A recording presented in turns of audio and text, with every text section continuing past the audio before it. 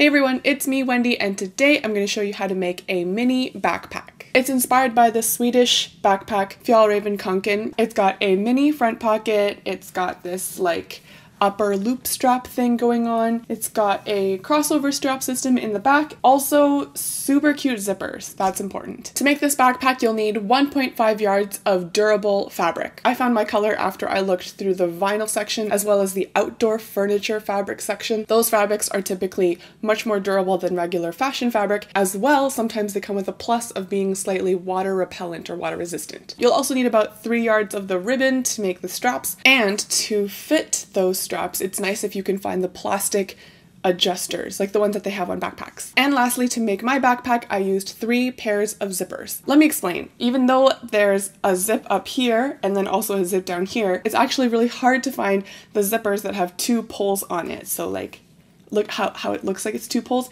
This is actually 2 zippers meeting up here in the middle. And that's how I made it happen. I'm gonna get right into the tutorial, and if you stick around until the end, I'll show you how many school supplies fit inside this bag. If you're new here, don't forget to hit subscribe, and I'll see you after the tutorial.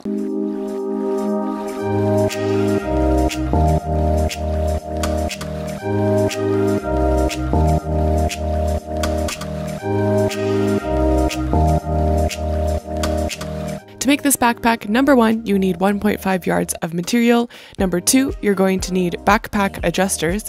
Number 3, you're going to need 3 zippers. And number 4, you're going to need 3 yards of strap material. Here are all the pieces that I cut out of the backpack material. I'll put a link in the description with the full dimensions for you because it's a lot of dimensions to cover in one shot. In this picture, the 2 squares on the side were actually meant to be 2 side pockets, but I ended up not making those because by the time I was done, it was getting to be a pretty long project already. The other piece of material not shown is a bigger piece of material. This one goes all the way around the sides of the backpack. Sew the zipper to the bottom half of the front pocket, right sides together with a straight stitch, then flip back the fabric and sew it down once more with a straight stitch as a top stitch to reinforce it. Bring in the top piece of the pocket, lay that down right sides together with the zipper once more, and sew that with a straight stitch, flipping it open and then doing a top stitch as well. Fold the top half of the pocket down so that the fold lines up with the edge of the zipper. We're going to sew that down with a straight stitch to help create the covering for the zipper. Now fold back that top fabric again so that it's fully covering the zipper and pin it in place. We're going to sew all of that down with a straight stitch 1 inch from the folded edge, and that's going to provide the cover for the zipper. Here is the front pocket starting to take shape. So we have the zipper in between the top and bottom piece, and we've created a covering for the zipper. The next step will be to bring the zipper pull to the inside of the pocket and then secure it with a straight stitch all the way around the outside of the pocket, and now you can cut off the excess of the zipper. We're going to pinch in the corners of the pocket to help make it pop out of the backpack 3D style. The way I do this is I fold in the corners and I put in pins all the way around. Once you have all 4 corners pinned, you can go ahead and lay it down sideways underneath the sewing machine and sew straight across to make a tiny right triangle, and that's going to help you pinch in the 4 corners. Here's how it looks with the 4 corners sewn in. Our next step will be to flip them outwards and we can attach this to the backpack. I laid down a measuring tape on the front piece of the backpack so that I could know where the point of symmetry was, and then pinned the bottom of the pocket to that edge. When you're pinning in the pocket, you want to be tucking in a 1/2 inch underneath, and we're going to sew really close to the fold all the way around. I shoved in some fabric to check how it looks. Here's how it is on the front and on the back with that 1 stitch going all the way around the pocket. Take the strap fabric for the front and fold in a 3-inch section from both ends. We're going to sew down an outer rectangle as well as a X in the middle. Next, you can fold the strap in half and sew those 2 edges together to form the handle part of the strap. And then it's ready to be attached to the backpack, so I put it into a position that looked good, and I sewed each side down with 2 straight stitches from the top to the bottom. With the back of the backpack, I found the midpoint of the strap and then put in pins to measure out the 2 spots where the straps need to end so that it matches the strap length in the front. From there, I pinned down the 3-inch distances that needed to be sewn down with a rectangle and then again with an X in the middle. Here's how it looks after it was secured to the back of the backpack. Next, we can move on to creating the straps. For this, I just copied the design that they had on the Fjällräven Kånken backpacks, so I folded the strap upwards so that it was almost touching the opposite strap and it's going up at an angle. Did that on both sides so that they cross over, and then I finished that off with 2 straight stitches along the bottom, 1 diamond-shaped stitch along the part where they cross, and then 2 straight stitches along the top where they end. Here it is flipped over for you so you can see those two little stitches at the bottom that are at an angle, the diamond and the straight stitch. At the end of each of the straps, I cut off a 2.5 inch section, and that's going to be used to secure the backpack adjuster to the bottom of the backpack. At the top of the backpack adjusters, you'll notice that one of the sides seems to be more flat than the other. Lay them down so that the flat side is closer to you. Next, slide in those little strips that we cut into the middle hole and then bring it down out of the bottom hole. We're going to bring the two raw edges together and then sew them in place with a straight stitch. I like to put in a pin to make sure that they stay totally in place. After you finish them off with a straight stitch, we're going to attach them to the bottom of the backpack a 1/2 inch from the two sides. To thread in the top strap, what we're going to do is we're also going to bring it up through the middle hole and then bring it back through the outer hole, and that's going to help your strap stay secure. To double check that I did this right, I gave it a couple of tugs just to make sure that it didn't just slide on its own. If you're okay with that, the last step will be to fold down the raw edge of the backpack strap, sew that in with a straight stitch, and that will prevent it from unraveling. Finally, with that top loop on the back, we also need to fold that one in half lengthwise, sew those two edges together, and that's going to create the back handle for your backpack. Time to attach the two side zippers. What I did here is I pinned the zipper to the front side of the backpack, right sides touching, as far down the sides as I could, making sure that the pull of the zipper is as close to the middle as possible so that the two can meet. We're going to sew all the way around with a straight stitch, and depending on how it's going, you may want to move the zipper pull out of the way. When you get to the corners, make sure that your needle is down. You can lift the pressure foot up, pivot everything around, bring the pressure foot back down, and then keep sewing along this new edge. After I was done sewing on the zipper, I also added a top stitch, as you can see on the left, to keep it secure.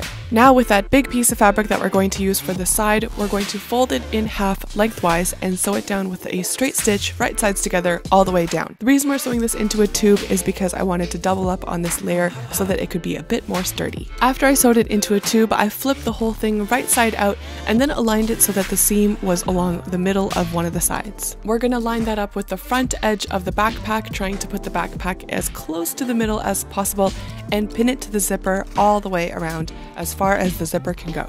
We're going to sew this to the zipper all the way around, then flip it open and add a top stitch to secure everything. Really similar to how we created the covering for the front pocket, we're going to now fold the fabric back so that the fold lines up with the edge of the zipper and throw down a straight stitch really close to the edge. Now that the fabric has been forced into a direction that covers the zipper, we're going to fold the fabric back once more, just enough so that it's fully covering the zipper, and pin it in place. We're going to sew this down, but also continue this all the way down to the ends of the side piece. In the end, you want the side piece to stay consistent in its width all the way around, so I double checked with a measuring tape to make sure it was staying the same even when it went beyond the zipper. Once all your pinning is done, you can go all the way around with a straight stitch about a 1 inch distance from the folded edge, and that's going to create your zipper covering. Now that we have the zipper covering, it's also ready to be attached to the rest of the backpack, namely the areas where there's no zipper. I put in a pin to mark where the zipper ends, and that's going to be where the stitch begins to cover the entire bottom area of the backpack. We're going to start sewing it together at the spot where the zipper ends and then keep going all the way around the corner to the bottom of the backpack as well. You're going to have to go one by one, so I attached the left side first and then I'm going to show you how I did the right side. Starting at the point where the zipper ends on the right side, I went down with a straight stitch and kept it as close to the folded edge as possible to attach that side piece to the backpack. Once I got to the corner, I lifted the pressure foot, pivoted everything around, and it took a little bit of struggling, and then carried on with a straight stitch. When you're getting to the point where the two sides overlap, you're going to want to fold down the raw edge to tuck it out of the way as you finish off that stitch. Here's how it looked when that was done. The bottom is still wide open, but I've attached them along that skinny piece. I'm just going to flip this over, continue the fold on that raw edge, cover up the other side, and then sew that down with a straight stitch all the way through. We are almost done. The last step is to match the back onto the front. Let's do it! For this, I wanted to start at the bottom, so I brought in the back piece and laid that right sides touching the side as well positioned into the middle as possible. I pinned that down all the way across, and we're going to sew with a straight stitch. Make sure that the straight stitch covers up the point where those two straps join at the bottom. And once the bottom edge is done, then you can sew up the two sides of the backpack. I just go as far as I can into the corner, then I lift and pivot everything around the needle, and then continue on in the new direction. This leaves the top of the back as the very last place that needs to be sealed. So first make sure you have all the straps sitting on the inside of the backpack and that they're totally out of the way, and then we're going to throw down a whole bunch of pins to secure everything in place before we sew it down with a straight stitch. When you're sewing that straight stitch, be extra careful. You want to make sure that you're staying above that straight line that attaches those two straps, because you don't want to accidentally sew the straps into the seam. On the inside of the backpack, push the raw edge so that it's touching the side walls, and we're going to sew that with a top stitch. It's a straight stitch all the way around to secure that to the side wall. This just helps to make the corners look extra perky and pointy. It'll be really helpful in keeping your backpack structure. This is the very last step of the backpack. So at this point it does get a little trickier to sew because you're no longer dealing with a flat object. So I had my sewing machine hanging off of the edge of my table just to help me make sure that I could get all the way around with this last top stitch. If you're still watching, thank you so much for making it this far. As promised, I'm going to show you all the school supplies that I managed to fit into this little backpack.